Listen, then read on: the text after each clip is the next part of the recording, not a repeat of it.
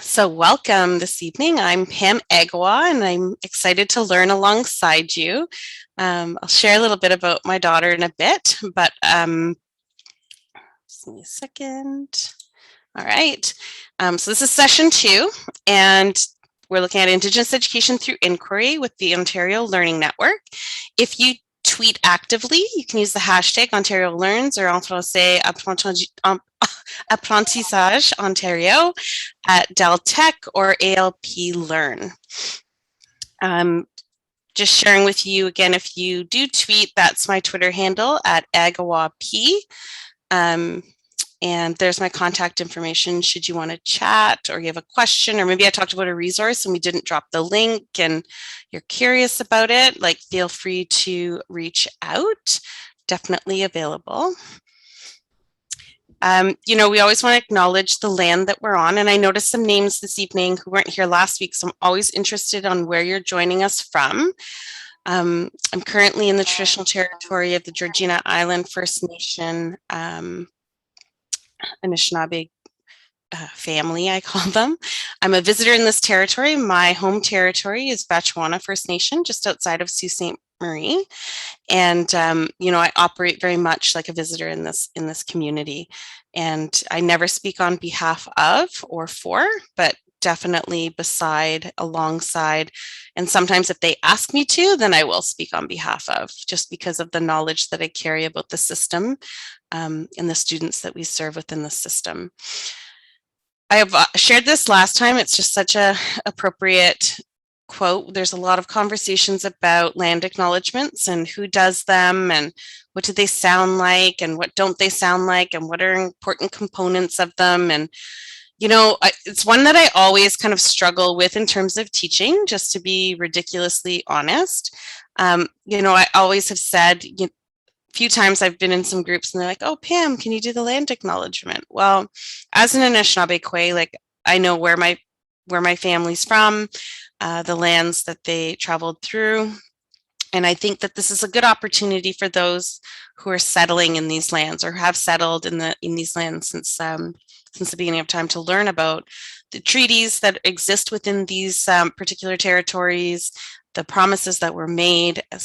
Most have not been upheld, and then how do we ensure that we're doing our part?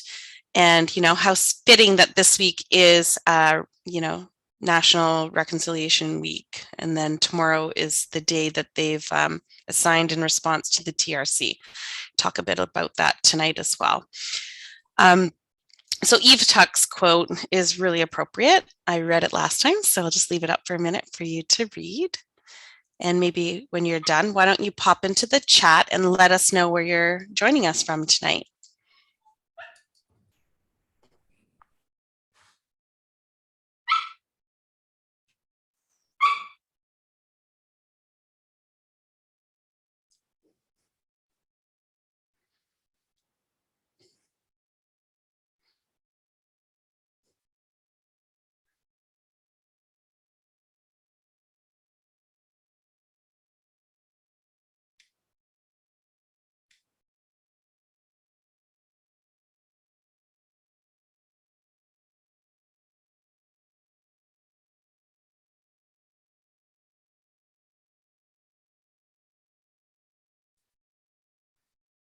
Are you still seeing a black bar across my slides, or did it go away?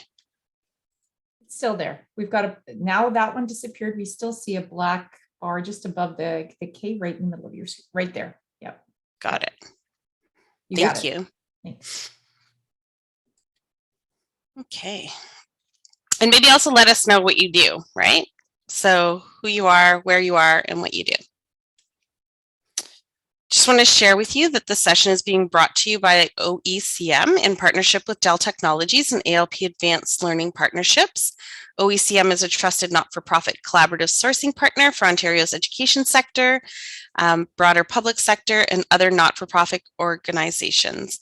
They contract with innovative, reputable suppliers to offer a comprehensive choice of quality products and services and generate significant savings for our customers.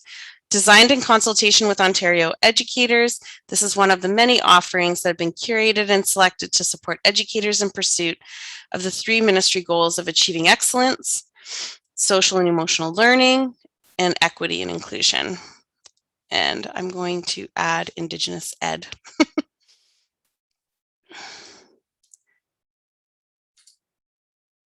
So here are the values. Together we perpetuate trust. Together we cherish the value of people. Together we realize opportunity, and together we serve with gratitude.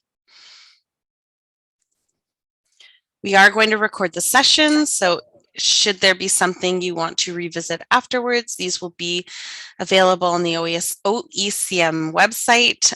They do take a little while to process, but the link will show up there when they're ready to view. Just a few reminders in Zoom. Please mute your mic unless you're speaking. We'd love to see you. Being in virtual school last year, I saw a lot of icons and not a lot of faces. And I am working from home again this year, so it's kind of like getting a little lonely. So it's nice to kind of socialize. Please chat. If you have a question and you're too shy to like drop it publicly in the chat, feel free to private message me. And then I'm happy to incorporate the response throughout the slides. And you can use the little emojis to react to some of the things that we're talking about if you find that that's something you use. This is what we reviewed through in session 1. Who am I? Teaching in a good way. Why inquiry? Developing inquiry questions. And we are going to work through the identifying strong inquiry questions to dig deeper into the learning tonight. Tonight, I did add a piece from Maurice Sinclair, and I typically don't do that. I usually would speak to it myself, but he recently recorded something, and it's just absolutely perfect for our week and then the National Day of Reconciliation tomorrow. I think it's really important we talk about that. I want to show you kind of what I saw today, news-wise, and just to understand that there is so much learning that we still have to do. What I heard in our conversation last week in some of the breakout rooms is some of you are experiencing what Paul Gorski refers to as equity detours, so ways to avoid the work. And although as a group of Indigenous people, we are not in, I don't like the phrase, but equity seeking group, we expect that our treaties are honored. We expect a nation-to-nation relationship, and we expect our sovereignty to be honored. But in that, there are definitely relationships to equity in the work that we do and the work that we see happening in our schools. So I'm hoping to kind of arm you with a little bit of resources to push some of those classroom neighbors that you have that may be naysayers or might be hesitant to engage in the work because they're afraid to do it wrong. But what that's really speaking about, because I think unless we can name what's happening, we can't really move forward in that. Want to just make sure that we thank our sponsors. So Intel is our sponsor this evening. And Katina, did you want to share anything about tonight's conversation? Maybe something you might have for us? Oh, yes. Hi, I'm Katina from Dell Technologies, and we work in partnership with Dell, ALP, and OECM. So thank you for spending your time with us, and we really appreciate Pamela sharing her expertise with us.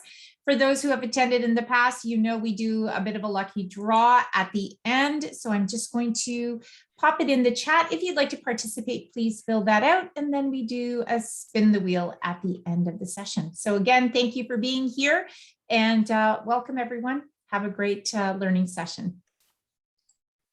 Thank you. Okay, so there will be a session survey at the end that we will post the link for. And so I just want to, I do this all the time because so now I didn't realize Quinn would be here. So just before I start, I'm just going to tell you the value of having our students. I think about my daughter, I think about, our indigeneity. And last year she had Sophia as a teacher, and that was her first racialized teacher. And I remember her coming home on the first day, and I shared this with Sophia because we talked afterwards, because she didn't know right away that Quinn was my daughter.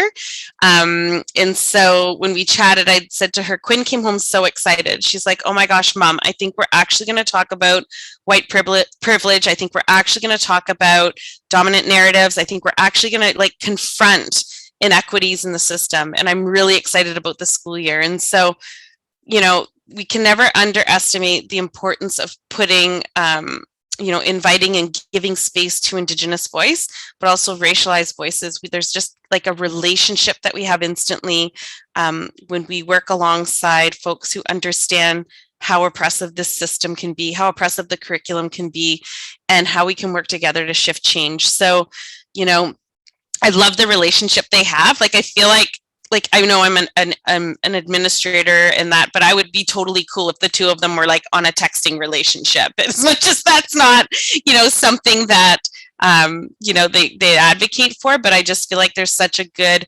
friendship between the two of them, and it really was grounded in deep respect for one another. And you know, Quinn's a bit of a firecracker, but you know, Sophia was able to have her, you know, learn and engage in a way that really leveraged her gifts in a way that others maybe didn't do such a good job of. I wanted to share this video with you, so I'll just, if you could let me know if you cannot hear it. I did share it in a way that it should work because I clicked the video piece. It's a little long, but what I want you to think about are what are some of the key messages that Murray talks about? Like, and so, I mean, we have to remember, like, he's retired from being from the Senate now. So Murray Sinclair, gosh, has been in this part of this journey of really exposing the truth in Canada, being part of the Truth and Reconciliation Commission, being an active spokesperson and actioner of change. His son, Nigon, is a very close friend of mine. Nigon and I met, gosh, 5 years ago now, constantly checking in with one another, making sure the other is okay. This is the longest we've gone without seeing each other because of the pandemic. But there's so much strength and resilience in the two of them alone, never mind, you know, my family and our ancestors. And so I have deep respect for Murray on so many levels based on who he is and who his family is as well. So I wanted to start with this because we are on the eve of the National Day of Truth and Reconciliation. I'm going to show you a headline. And I'm just showing it to you because this is a headline that came out in the Toronto Star today on the eve of National Day of Truth and Reconciliation. So when I say that it is so critical that we have to do our own learning, this is why. So you can check out the link. I put the link in the bottom if you want to pop it, Katina, into the chat. But I mean, this happens every day. It's just not always exposed. And I know you're thinking, no, it does. No, it does. It happens every day. I have very close friends across the province, and the number of things that came in this week alone that were totally in the lane of ignorance and sometimes appropriation, it just shows us how much further we have to move along in our learning with respect to Indigenous ed. So let me see if I can do this video with Murray. And let me see here. I think I have to come out. There he is. And then just let me know if you can't hear it. Just mic up, turn your mic on, and let me know.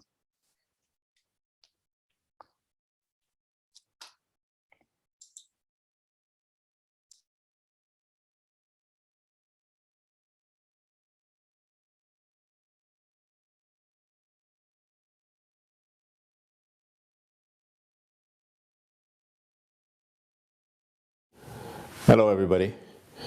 As Chancellor of Queen's University, I'm glad to be able to take some time today to be able to address you on the new national holiday for reconciliation that was one of the calls to action for the Truth and Reconciliation Commission of Canada, which I was also proud to chair. The call to action that gave rise to this national holiday was an important one as part of our discussions, because when we looked at the entire work that we had done, we came to a realization that most of the people that we had spoken to in the general public told us that they knew nothing about this. Nobody had ever disclosed to them what happened as part of Canada's history. And no one had ever told them, in fact, that there was even a residential school system. There were so many people out there who had come from many generations of Canadians, going back to the 1600s and 1700s, who had no idea that residential schools existed and that children were being taken from their families, often against the will of the families, in order to be placed in those institutions. And they certainly never knew anything about what went on in those schools, and particularly the levels of abuse that occurred. The survivors themselves, of course, had been trying to get their message out for a long time. They were talking to the media, they were talking to the general public, they would talk to whoever would listen to them. But no one picked up on that message. Partly, I think, because there were so many people who just didn't believe that it could happen in this country. One of the impacts of the Truth and Reconciliation Commission, in my view, is that now people believe. Now people understand that it did happen. Now people realize that, in fact, this is part of Canada's history. This is part of what has given rise to this nation. But it's not a part in which we can take pride. It's not a part in which we as Canadians, those who have generations of ancestors that go back to the beginning of time, can say as is a part of our history that we can proudly hold up to the rest of the world and say, look how good we are, because we can't. We weren't. Therefore, the question of how to acknowledge that, but also to put into it a message of hope for reconciliation, of hope that we can come to terms with this past, of hope that we will be able to establish a new and better relationship between ourselves as Indigenous people and non-Indigenous people, can in fact be the pathway to the future. It's going to take a lot of effort. It's going to take a lot of time. When I was chairing the Truth and Reconciliation Commission, I realized, of course, that getting to the truth was hard, but getting to the reconciliation is going to be harder. We know that there are people who are going to resist telling the truth of the story, but more importantly, there are people who are not going to quite realize the magnitude of the change that we are calling for in this country. We are not only calling for people to understand this truth and to accept it, but we're also calling on people to recognize that there came with it benefits and privileges that now are bestowed upon the settler population, that were bestowed at great cost to Indigenous people. The loss of land, the loss of resources, the loss of access to their own potential as human beings is part of the price that Indigenous people have paid for the existence of this nation. So we need people to understand that. We need people to think about that. But we also need to get people to think about what is it that we can do properly to come to terms with this. What, in fact, are the changes that we need to start to think about? One of them is we have to learn how to talk to and about each other with greater respect than has been the case in the past.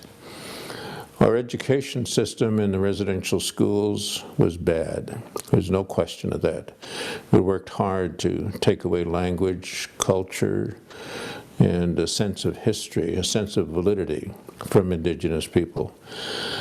But it also did the same thing in the public schools as well.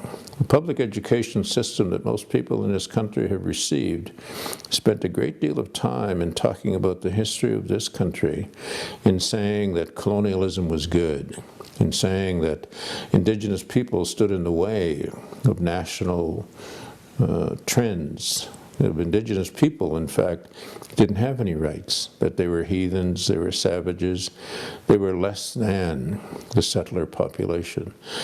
And then, in fact, mythologies grew up in part of our public education system, and that is that we were told and I can remember being told this in the public schools, that Indigenous people were lucky that Europeans came here and saved them from extinction. We were told that, in fact, we didn't have a culture worth protecting. We didn't have a tradition that was worth respecting as well. But what does that do to you as an individual? Well, it belittles you. Not only belittles you in the eyes of others, but it belittles you to yourself. You feel a sense of shame just about being Indigenous. You feel, in fact, that anything that's going on in your own life that shows an inadequacy, your inability to play sports at the same level or at all as others, is because there's something wrong with you. It's your fault, or your family's fault, or your community's fault. There are lots of other examples of situations like that. The poverty that we experienced growing up as Indigenous people, we were led to believe was because of our own inadequacies. Our parents, we were told, couldn't hold down jobs. Our parents had drinking problems. Our parents were inadequate as parents. Our children now are being taken away from Indigenous families in large numbers, partly because of this legacy from residential schools, this mythology that Indigenous families can't be trusted to raise their children properly. On the scantiest of evidence, babies are being taken away from mothers right in the hospitals just after they are born. Not because the mother has done anything wrong, but because the mother might do something wrong. She might not be able to parent properly. And when she has, in fact, proven that she can, then by that time that she's ready to take her child back, they'll tell her the child is already bonded with another family. There are lots of legacies of residential schools out there for us to see. One of them also is this: all people who have gone to public schools in this country have been taught that myth of inferiority on the part of Indigenous people. But they've also been taught the myth of European superiority. They've been taught that European civilizations that came here were far more advanced than Indigenous civilizations, and that's just not true. They're taught that Indigenous people lacked civilization laws and ways of self-governing, and that settler populations brought those wonderful practices here, and that they're much better off as a result. But in fact, that is not the case. We need to come to an understanding of what the legacy of residential schools is, not only for Indigenous people, but the legacy of the residential school system and the public school system is for non-Indigenous people as well. And ultimately, this process of coming to terms with this past, of reconciling our relationship, means that we have to aim towards establishing a relationship of mutual respect. But keep in mind that in order for us to get there, firstly, Indigenous people need to be given the opportunity to develop their self-respect, and that's going to take us some time. We may not achieve reconciliation within my lifetime or within the lifetime of my children, but we will be able to achieve it if we all commit to working towards it properly. And part of that commitment is that every year we will stand up together and we will say, never again. What we did was wrong in this country, and we will never allow that to happen again. So on September 30th, I ask you to stand up. I ask you to take the time to think about all of that. I ask you to commit to a better relationship with and between settlers, population, non-Indigenous people, and Indigenous people in this country, so that as a country we can say that we are the better for it, that we have learned from this, and that we will continue to learn from this until we know that all of the impacts of the residential school system have been put in their proper place. Thank you for this time to be able to speak with you. Miigwech.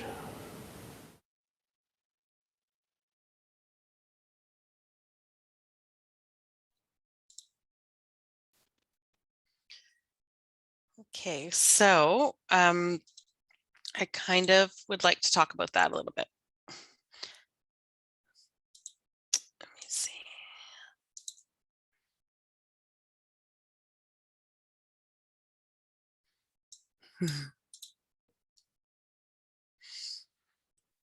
Just catching up in the chat. I can't see it. I really need to get another screen so I can multitask. So, you know, Murray Sinclair talks about a lot of things, and I feel like if you've followed his journey, he's still 5 years later talking about the same things. Like it's honestly the same conversation, unfortunately. And so, you know, he talks about establishing a deep sense of respect for one another. We have to remember the legacies of residential schools and the impacts that that's had in our family. Like, so often they're like, oh, they're terrible parents, they're alcoholics, they're drug addicts, all the negative stereotypes that comes with that.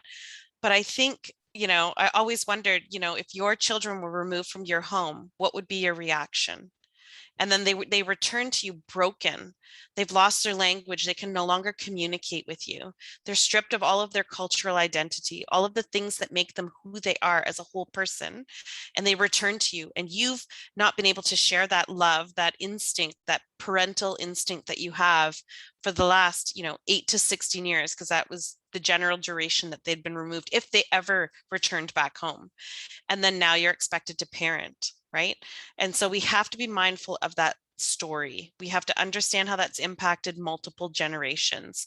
And we have to understand that generations forward, one of two things happen. It either perpetuates that cycle or we interrupt it, right? I think a lot about public education. And so we talk about residential schools.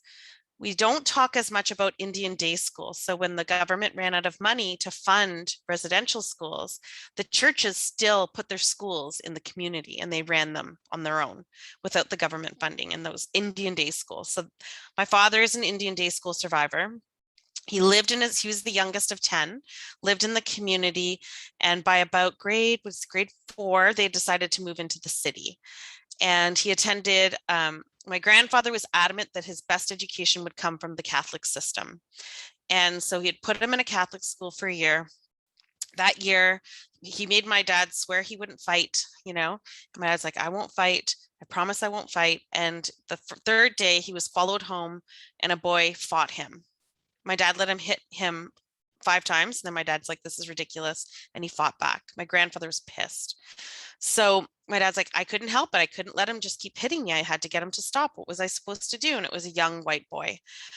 So at the end of that year, he said to my grandfather, like, I don't want to go to that school anymore. I want to go to the school right across the street. If something's wrong, mom can come over. Like, why can't I go to the school right across the street? So he went to public school and everything was better until he hit high school.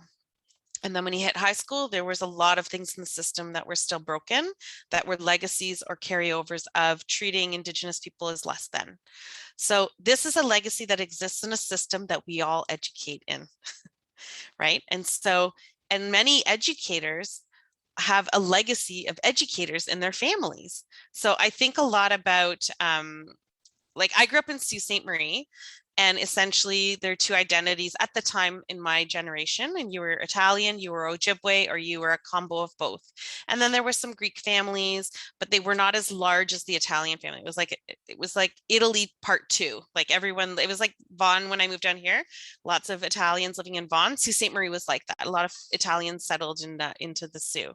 But there's definitely a legacy of, you know, aunties, nieces, great nieces, like everybody working still within the system. And the way that we learned how to teach Oh, that's Thunder Bay, the Finnish pancakes. That's, you got to keep going north where all the Finlanders settled.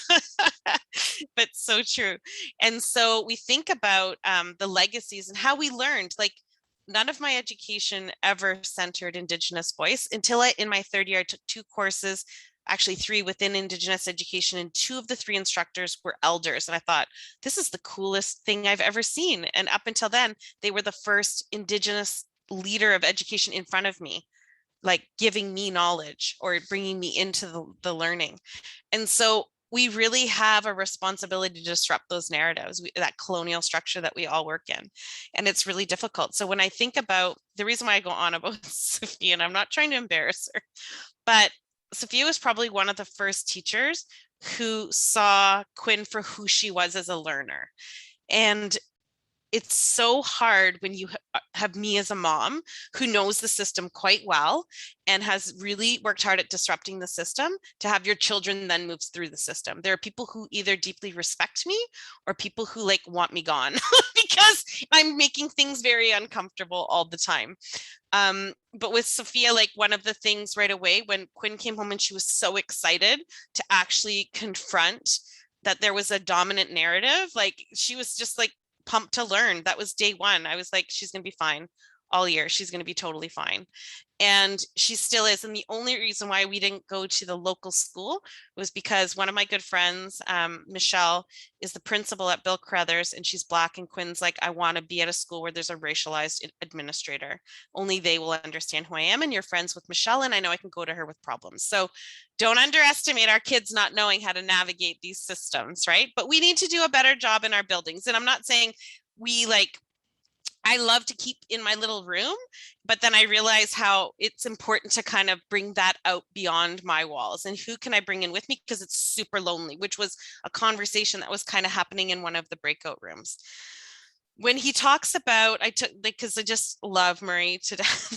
When he talks about there's always a sense of shame and we always feel this sense of inadequacy, that lives deep within us. I always call it my own internal oppression. I catch myself second guessing what I'm thinking and doing because I've been taught that I'm not good enough. I'm not like smart enough. And I've been taught that my knowledge has not been valued in this system for a very long time. And so when I try to speak up, I make sure I have all my allies around me when I do it, so that they're backing me up and confirming my thinking and my voice. And that's so critical in any equity work that we do. I was able to hide out for years in alternative ed in a portable. I had 72 sections. If you're a secondary teacher, you know that's a very big timetable to create. It's like its own little mini school. And I was basically told, here are all these students who are not served in mainstream, like find a way to serve them, right? Best job ever, because everyone leaves you alone and you can try all sorts of things to connect with kids. 3 years, you know, I kind of had this feeling the kids weren't connecting with me, and I was like, what is happening? So we had a conversation about who I was, where I came from, what my educational background was. And it turns out 80% of the students who were within that alternative education, so there's 256 kids, 80% of them were Indigenous. They identified as Ojibwe, Métis, or Inuit, which is crazy. Like, and they only did because I told them who I was. And so again, there's another great example of the system not serving our Indigenous students. We need to really just, and I know I'm probably going on a little longer than you'd like about this, but it is about the day tomorrow, and that headline totally triggered me. So we have to remember that we have to get rid of the whole narrative of colonialism was good. We need to disrupt that. We need to understand Indigenous people. We had our own sense of governance. The women in our community are the leaders. The men never were. Like, think about your household and how you run it. Like, I'm looking at your faces that you have your screens on, right? Like, I run the show here, like 100%. If I didn't get it done, it would never get done, right? The girls wouldn't get their drives all like organized and sorted out. And that's just who we are. And I remember having a conversation with one of my friends, and she's like, do you think that's because we have control issues? And I'm like, no, I think it's just because it's in our blood. It's in our blood to lead that way. And now we have the space to lead that way, right? I always just say, like, it's who we are. It's part of our legacy. So no worries, Roberta.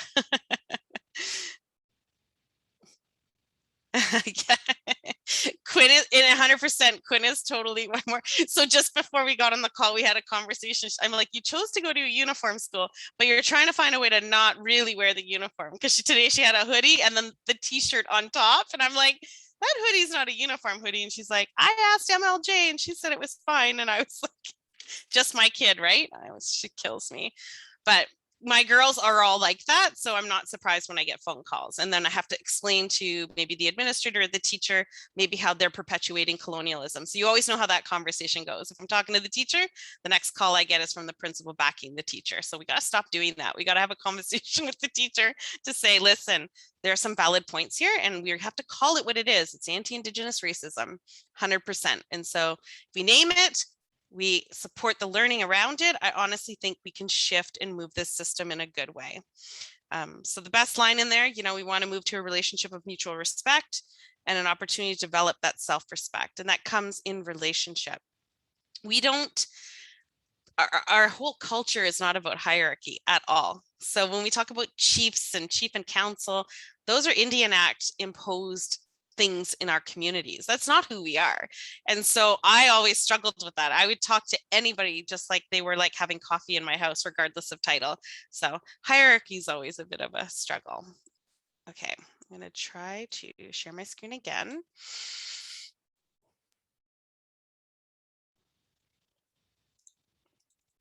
see if I can get off this.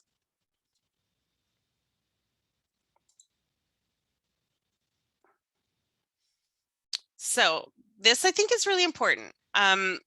When we're talking, this is what I kind of heard in some of the breakout room conversations. How many, just let's try to use the icons just to try to switch it up. How many are familiar with Gorski and his work with equity in the equity literacy program, I believe is what he's calling it. Use your hand if you know Gorski. Yeah, Marine's heard of him. Yeah, Tina. I absolutely love Paul. I was honored to do this project with him for a year. It was really fun. It didn't even feel like work. He's just such a humble man who knows how to give space. So I'm going to show you an article, Samantha, and see if it rings a bell. But I love working with Paul because he's a white male, and I feel like he can speak to his white male colleagues whenever he names inequity, and he names it. And he really, oh, he's so good. Yeah, 4 big questions. It was like my fun time. I honestly didn't even feel like it was ever work. But Paul kind of went MIA for a little on Twitter. I don't know if you're on Twitter. And we were all texting in the back channel, like the 4 big question friends. And we were like, oh, I hope he's okay. And we're like, he'll reach out when he's good. And we did this 1 big question with Hamilton Wentworth, and he slept through it, which is so not Paul at all. And we were like, oh my gosh, there's something wrong. And so anyways, didn't hear from him. And then he had just released that they had a baby. And the reason why he had been MIA is because he had just had a baby, him and his partner. And so when you looked at that, when I saw the image of the baby, I was like, that's why he was sleeping. He hadn't slept for days because they have a baby. Like, because for how long it was, I could guess her approximate age. So I'm so happy for him. He's so sweet, and he's so good at keeping his personal life personal. And I think someone had said that he was terminally ill, and he's like, I better make an announcement here because they don't think that I'm like really sick, and I'm not, unless they know something. So I want to kind of work with the equity detours. I think it's a tool that you could use in your schools when you're getting some detouring from your colleagues in the work that you're trying to lead.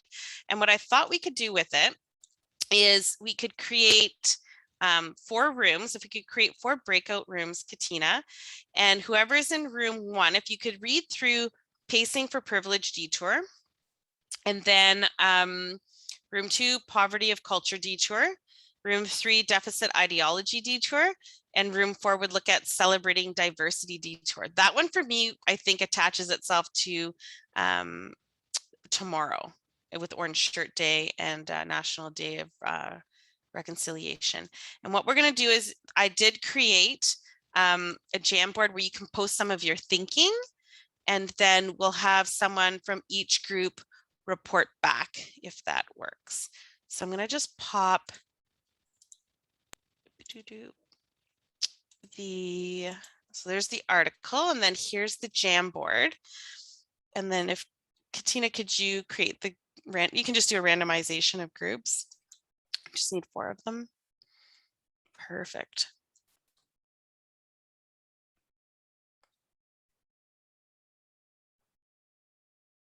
How long would you like them for? It's already 7:46. I didn't expect to talk that long. Maybe did like 6 minutes. 6 minutes? Okay. Yeah, and we'll just go to 8:03 because we delayed the start, if that's Sure. okay. Yep, absolutely, no problem. I just feel like with tomorrow, it's I know. so important that we have this conversation, and I know it's not, it'll connect. Okay, I think I might jump into a room. Okay, I'm just going to broadcast and let them know. Perfect, thank you.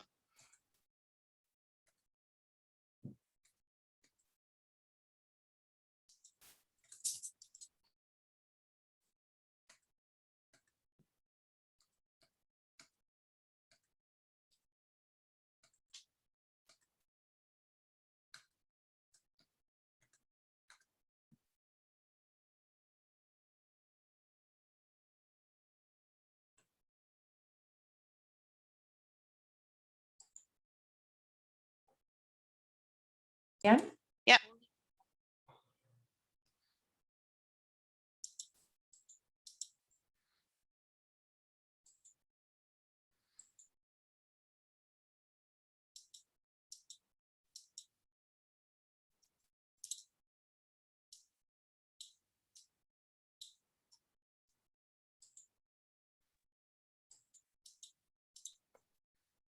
I love watching everyone come back.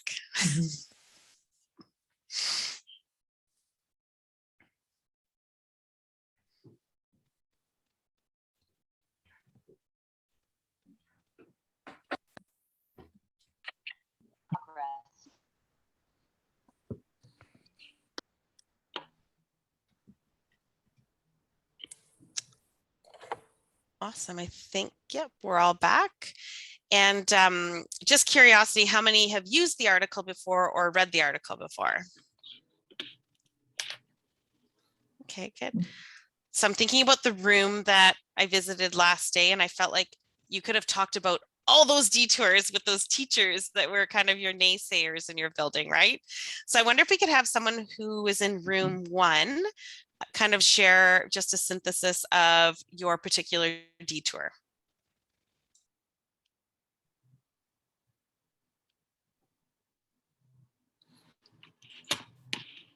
I can share. Ours was pacing for privilege. So just the idea that often with equity work and Indigenous rights work, we are often leading that whole idea of meeting people where they are. And Gorski talks about the fact that meeting people where they are is really problematic if where they are is fraught with racial bias and is just that racialized kids and Indigenous students cannot wait for that, right? Like justice needs to happen now. So I think the big idea is to lead with the people who are at the front of the work, and the others need to catch up. And realize those gaps. And then we also talked, well, I think it'll come up in some of the other detours where our conversation went with that. So I'll stop there. Perfect. Group 2, please.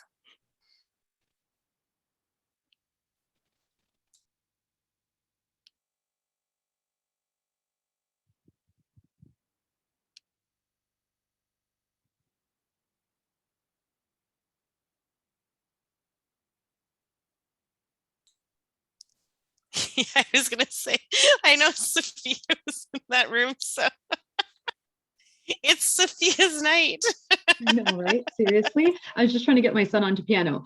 I think what we started to talk about, okay, I'm going to over to Melanie. I just want to say that I think a lot of the time we go into thinking about students from different cultures that like we need to help, right? So we have to find the solutions, we have to find the strategies, and we need to make sure, like we need to fix them, right? There's problems and we need to fix them. And what if we went into conversations thinking that they have all the answers. So I was just giving an example of like, sometimes we'll pick up the phone and talk to parents and say, hey, there's some red flags here. Like, what strategies are we going to put into place to like help your child? And it's like, did you talk to the child?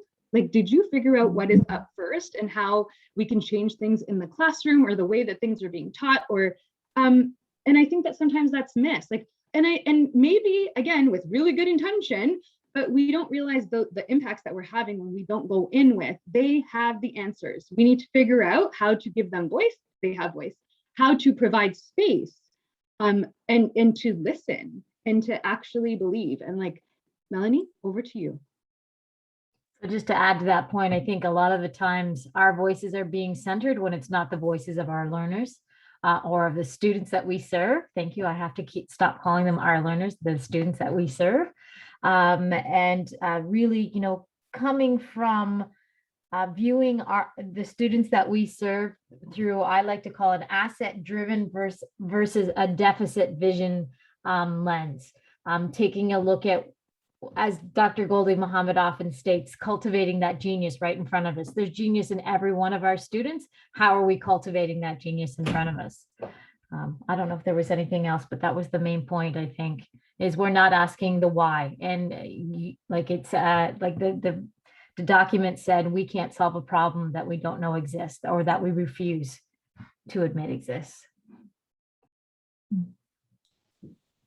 No, and it comes back to like knowing our learners, right? And if we don't engage in conversations, one thing that I know for sure, and I can only speak from it in this Indigenous body, is when there is already like an authoritarian in front of me and someone who's positioning power over me, I'm never going to learn. I will not learn with that person because I'm all worried about overstepping or misstepping within my own power. But when the power is removed from the space and we are both learning together beside one another, I'm like just absorbing everything. Like, and it's just such a barrier sometimes, but appreciate that. All right, number 3. Gosh, I can't believe how fast time went by tonight. Since I haven't shared in the Jamboard yet on behalf of my group, which I promised I would, I'll share out loud and then go back and type in the Jamboard. So I can at least step up one place, but please, I would hope that they could all join in because their answers were brilliant and it was wonderful to listen to them. Ours was the deficit detour, and it really what we started to look at the fact that oftentimes we will look at the learners in front of us and look at them as the problem to fix and not the system. And so how do we move away from looking at the people as the problem and look at the systems around them and ask ourselves questions about the systems that are actually marginalizing the students, that both students and adult learners alike, but marginalizing the people within, as opposed to, you know, saying, oh, come on, suck it up, or why don't you get tougher? You can get through this. It's that language of, if Maria is still on, like she said it so brilliantly. Like she talked about the fact that, you know, we talk about these attributes and yes, they're important, but they're so important and there's so much attention around them because we're fighting things. And if we weren't fighting things, then why would we value grit so much? And why would we value all of these things, this tenacity and this toughness so much, if we actually worked within systems that were more equitable and more fair and respectful and honorable of the people within them? And I just thought Maria could probably say that way better than I did, but I'm still struck by her comment. You did a great job capturing that. Thank you. Awesome. And room 4.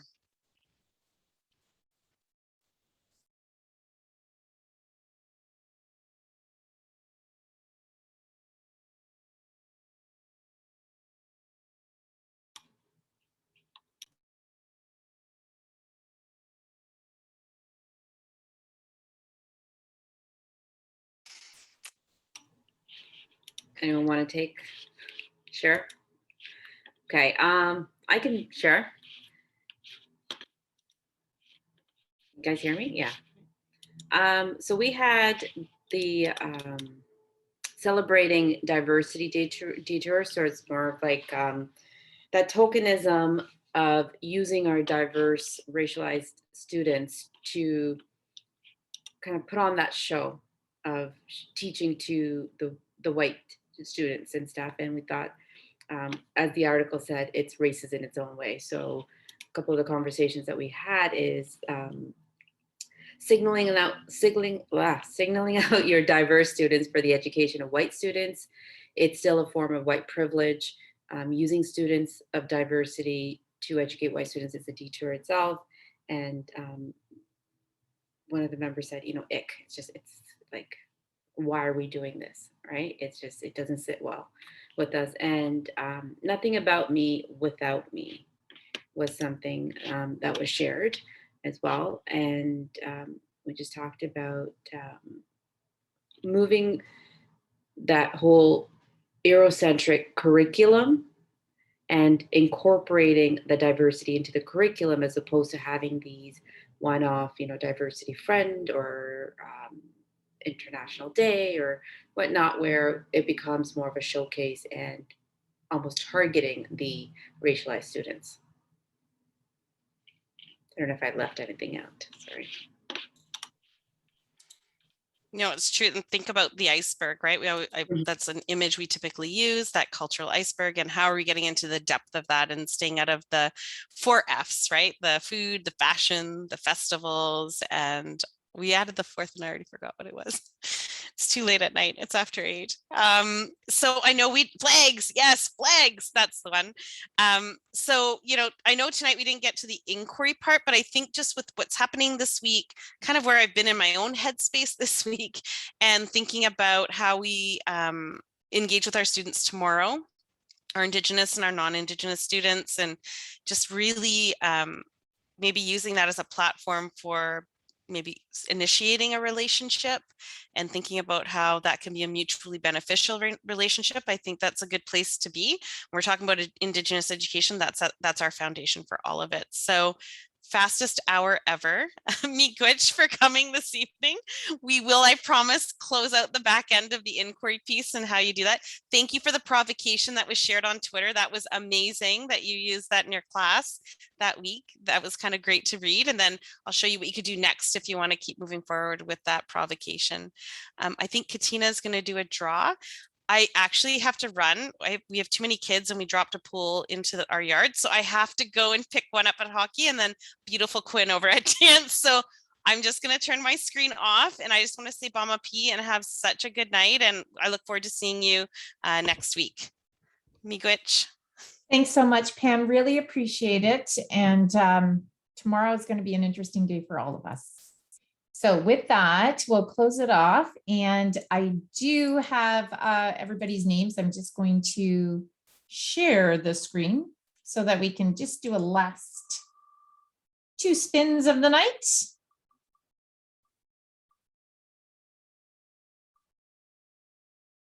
And that's a prize for Ian Witten, a $25 gift card for Uber Eats. Good stuff. And I'm hoping, please do let me know. They have all been sent out by email. And from what I understand, sometimes they go to your junk mail. And if you've used your district address, sometimes because of security filters, they may not get through. So please check your junk mail if you're a winner and you haven't seen it yet.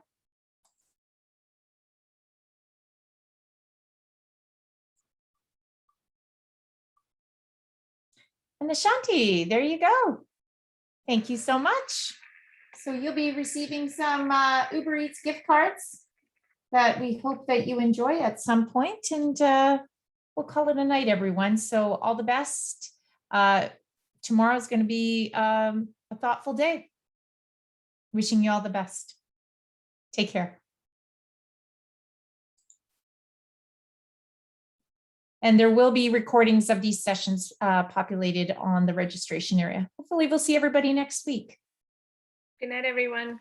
Good night, all.